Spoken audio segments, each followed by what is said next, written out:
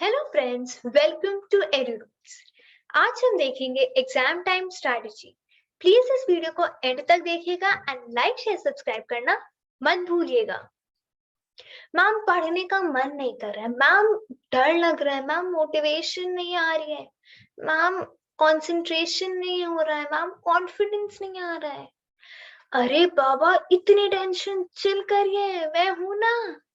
मैं आज आपको बताऊंगी आप 90 प्लस कैसे स्कोर कर सकते हैं आपके आने वाले एग्जाम्स में। Hello friends, welcome. आज का हमारा टॉपिक है exam time strategy to score 90 plus with Eduroots. आप सबके दिमाग में ये क्वेश्चन जरूर है, how will I score well in my exams. Topper हो या एवरेज स्टूडेंट, सबके दिमाग में सेम क्वेश्चन है। सबको डर लग रहा है। टॉपर सोच रहे कि मैं ज्यादा से ज्यादा मार्क्स कैसे ले आऊं एंड एवरेज स्टूडेंट सोच रहे कि मैं पास कैसे हूं। सबका सिचुएशन सेम है एंड सब क्या कर रहे हैं, सब ओवरथिंकिंग कर रहे हैं। दोस्तों, आप सोच रहे होंगे काश मैं लॉकडाउन में मैच या नेटफ्लिक्स या अमेज़न ना देख के मैं पढ़ता, या पबजी ना खेल के मैं पढ़ाई में ध्यान देता। गाइस, इतना मत सोचो, अपने आप को ब्लेम करना बंद करिए। ओवरथिंकिंग को कैसे बंद किया जाए उसके बारे में बात करते हैं। आप सोच रहे होंगे अगर मैं 2 महीने पहले पढ़ना स्टार्ट कर देती तो मैं इस बार 95 अब तो पक्का लेके आती। दोस्तों, अपने आप को कोसना बंद कीजिए। अपने माइंड एंड बॉडी को रिलैक्स रखिए। माइंड एंड बॉडी को रिलैक्स रखने के लिए आपको क्या करना है, आपको अच्छे फ्रूट्स, वेजिटेबल, ड्राई फ्रूट्स खाने हैं एंड आप अपने मनपसंद चीजें भी करिए, जैसे डांस हो, सिंगिंग हो, कोई इंस्ट्रूमेंट बजाना हो या आर्ट एंड क्राफ्ट हो। आप अपने आप से शिकायतें करते रहेंगे तो आप में मोटिवेशन आएगी ही नहीं, इसलिए आपको शिकायत नहीं करना है। ऐसा लगता होगा ना कि टॉपर लोग तो सब पढ़ के आते, सब रट के आते हैं। नहीं फ्रेंड्स, ऐसा बिल्कुल भी नहीं है। उन लोग स्मार्टली प्ले करते हैं। So no guilt, no pressure, only confidence. अब दोस्तों, एक और चीज है जो हमें पढ़ने से रोकती है, और वो क्या है? वो है social media. Facebook, WhatsApp, Twitter, Snapchat. वहां पर आप इतने सारे लोगों से मिलते हैं, इतने सारे दोस्त हैं आपके वहां पे।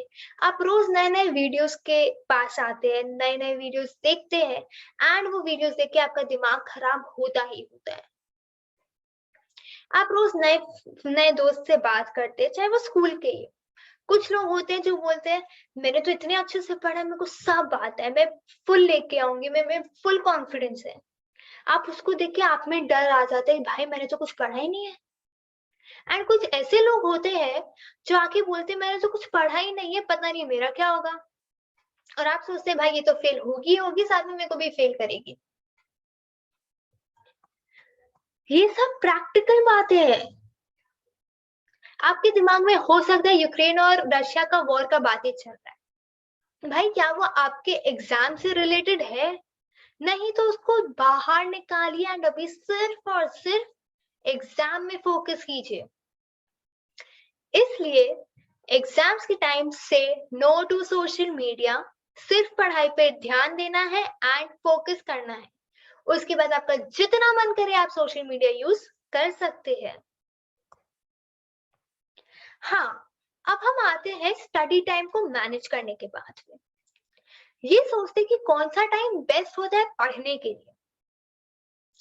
बहुत लोग सोचते हैं कि रात को पढ़ना बेस्ट होता है और घर पे बोलते हैं कि मैं रात को पढ़ रही हूँ, लेकिन बुक के नीचे फोन यूज करते हैं, चाहे वो बात कर रहे हो, चाहे वो मूवी देख रहे हो, चाहे वो नेटफ्लिक्स देख रहे हो। सब सोचते हैं कि रात को पढ़ना बेस्ट होता है एंड घर पर बोल सब सोचते हैं कि रात को पढ़ना बेस्ट होता है एंड घर पर बोलते हैं कि मैं रात को पढ़ूंगी एंड बुक के नीचे फोन लेके उन लोग बात करते हैं, मूवीज देखते हैं और क्या क्या नहीं करते। और फिर सुबह सो जाते हैं। तो क्या आपको लगता है रात को पढ़ना अच्छा है? नहीं, बिल्कुल भी नहीं। दोस्तों, ये फैक्ट है कि सुबह 4 से 6 बजे बेस्ट होता है पढ़ने के लिए एंड फोकस करने के लिए। सो बी अ मॉर्निंग पर्सन।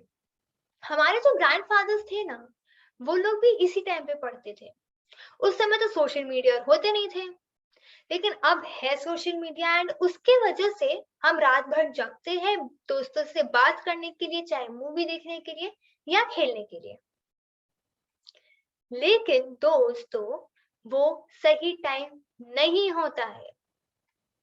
सुबह 4 से 6 बजे ना कोई मशीन की आवाज आती है, ना कोई ट्रैफिक रहता है, पूरा साइलेंट रहता है। अच्छा, अब आप बताइए रात को पढ़ने का मतलब क्या होता है?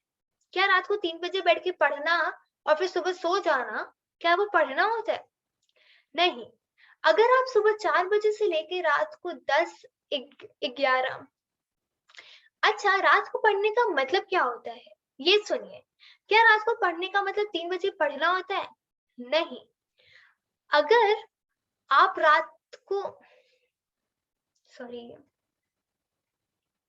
अच्छा, रात को पढ़ने का मतलब क्या होता है ये सुनिए।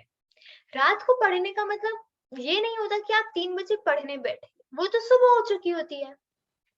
रात को पढ़ने का मतलब होता है जब आप सुबह 4 बजे से लेकर रात 11, 12 या मैक्स टू अच्छा, रात को पढ़ने का मतलब क्या होता है? ये सुनिए। रात को पढ़ने का मतलब ये नहीं होता कि आप 3 बजे बैठे पढ़ने, वो तो सुबह हो चुकी होती है।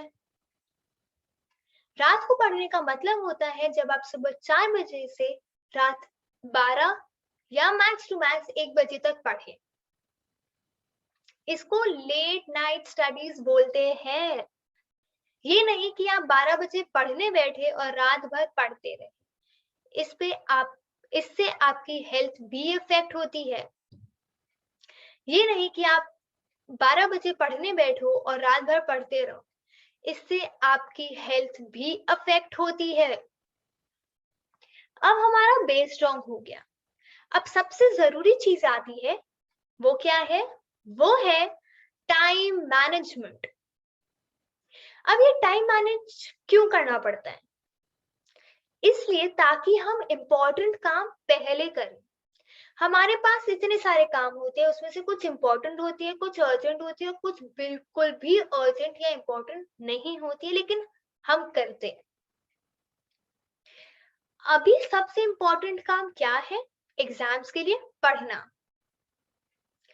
तो हम अपने काम को जब एग्जाम्स के समय डिवाइड करेंगे, तो अब हम एग्जाम्स के टाइम पे अपना काम को डिवाइड करेंगे। और वो कैसे? पहले देखेंगे कि कौन सा काम इम्पोर्टेंट एंड अर्जेंट है। जैसे एग्जाम्स के लिए प्रिपेयर करना, वो अभी अर्जेंट एंड इम्पोर्टेंट है, तो वो सबसे पहले करेंगे। उसके बाद आता है जो काम इम्पोर्टेंट है पर अर्जेंट नहीं है, जैसे प्रोजेक्ट सबमिट करना।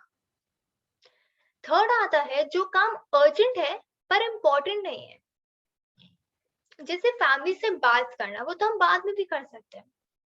और फोर्थ आता है जो काम इम्पोर्टेंट भी नहीं है और अर्जेंट भी नहीं है, जैसे गेम्स खेलना या मूवीज देखना।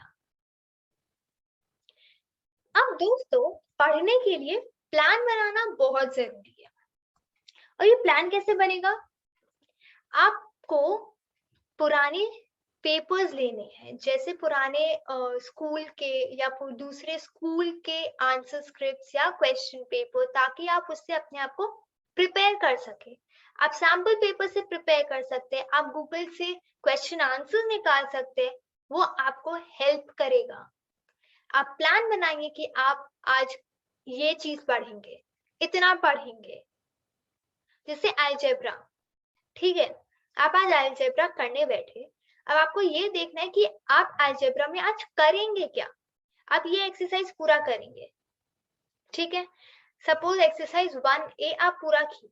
अब आप देखेंगे कि वो कितना सही है, कितना गलत है। उसके बाद आप दूसरे क्वेश्चन पेपर्स लेंगे अलजेब्रा का, जिसमें आप देखेंगे कि नए नए सम्स है, आप उसे प्रैक्टिस करेंगे, तो आप में कॉन्फिडेंस आएगा कि हाँ मेरा अलजेब्रा हो चुका है एंड मैं अच्छे से कर पाऊंगी अलजेब्रा एग्जाम में।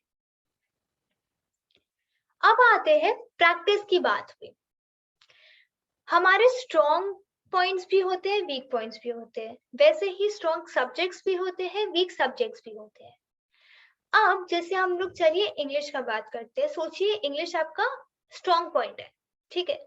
आप उसमें देखिए कि कौन सा सब चैप्टर्स, आप उसमें देखिए कौन सा चैप्टर्स बहुत इंपॉर्टेंट है। ओके, उसे पढ़िए, अच्छे से रिवाइज करिए, उसके बाद उसके क्वेश्चन आंसर सॉल्व करिए एंड फिर आप देखेंगे आप क्वेश्चन आंसर सॉल्व करिए। उसके बाद आपको पता चल जाएगा कि हाँ मैं अब ये।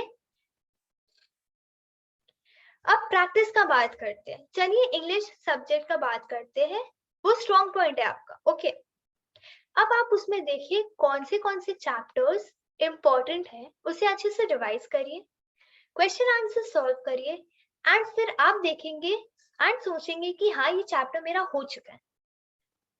अब जो चैप्टर्स आपको लग रहा है जो इतने इंपॉर्टेंट नहीं है, आप उससे प्रैक्टिस कीजिए, उससे पढ़िए, ताकि वो भी आपका अच्छे से हो जाए एंड आपको पता है वो करना जरूरी है, क्योंकि वो सारे चैप्टर्स भी आपके एग्जाम में आने वाले हैं। वैसे ही जैसे सोचिए मैथ्स आपका वीक है, उसमें अलजेब्रा आ रहा है। अलजेब्रा आप प्रैक्टिस कीजिए, जहां आप पहले। अब चलिए हम लोग वीक, सोचिए आपका मैथ्स वीक है। आप उसमें सोचिए आपका मैथ्स वीक है, उसमें आपको अलजेब्रा नहीं आता। आप जाके अलजेब्रा का चैप्टर खोलिए, उसके एग्जाम्पल का सम्स कीजिए, उससे आपको कॉन्फिडेंस आएगा। उसमें देखेंगे कि हाँ ये मेरे से हो रहा है। उसके बाद आप एक्सरसाइज में जाइए, एक्सरसाइजेस का सम्स कीजिए, उसके बाद आप क्वेश्चन पेपर सॉल्व करिए। ऐसे जाके वो सब्जेक्ट भी आपका हो जाएगा। इसी तरह सारे सब्जेक्ट के आपको देखने हैं कौन सा चैप्टर्स इंपॉर्टेंट है या अनइम्पॉर्टेंट है एंड उसे अच्छे से करिए। अब दोस्तों हमें हमेशा हमारे सब्जेक्ट्स में क्या रखना चाहिए? बैलेंस। ऐसा ना हो कि आप सिर्फ एग्जाम में 3 सब्जेक्ट पढ़ के जाए और बाकी छोड़ दिए क्योंकि आपको वो नहीं पसंद है। नहीं, आपको ऐसा बिल्कुल नहीं करना है। आपको वो सारे सब्जेक्ट्स पढ़ने हैं। और वो कैसे? आप दिन को, पूरे डे को 3 हिस्सों में बांटिए, सुबह, दिन, शाम, मॉर्निंग, आफ्टरनून, इवनिंग। ओके, आप सुबह सोचिए, आप सोचिए कि मैं ये 2 चैप्टर या 2 अब आप सोचिए, आप सुबह सोच रहे ये 2 सब्जेक्ट करने का, इंग्लिश एंड मैथ्स, ठीक है। आप 2 घंटा एक सब्जेक्ट कीजिए, उसमें एक चैप्टर ही करिए, ठीक है। उसके बाद आप 10 मिनट का ब्रेक लीजिए, उसके बाद दूसरा सब्जेक्ट कीजिए, उसका एक चैप्टर करिए। ऐसे करके आप पूरे दिन को अगर डिवाइड कर ले तो आपका दिन में कम से कम 4 चैप्टर अच्छे से हो जाएगा, चाहे वो दूसरे सब्जेक्ट के ही क्यों ना हो, बिल्कुल अच्छे से हो जाएगा। ऐसे ही आप रोज करें एंड जब एग्जाम्स पास आए तो आप सब्जेक्ट वाइज आप, और जब आपके एग्जाम्स पास आए आप टॉपिक वाइज कीजिए। जैसे इंग्लिश का ग्रामर में सपोज लेटर राइटिंग आ रहा है, नोटिस राइटिंग आ रहा है, तो आप उसको प्रैक्टिस कीजिए साथ में और उसको स्ट्रॉन्ग बनाइए। वैसे ही मैथ्स में सपोज ट्रिग्नोमेट्री आ रहा है या ट्रायंगल्स आ रहे हैं या क्वाड्रिलैटरल्स आ रहे हैं, अलजेब्रा आ रहा है, तो उसे अच्छे से प्रैक्टिस कीजिए एंड उसके बाद दूसरे टॉपिक पे जाइए।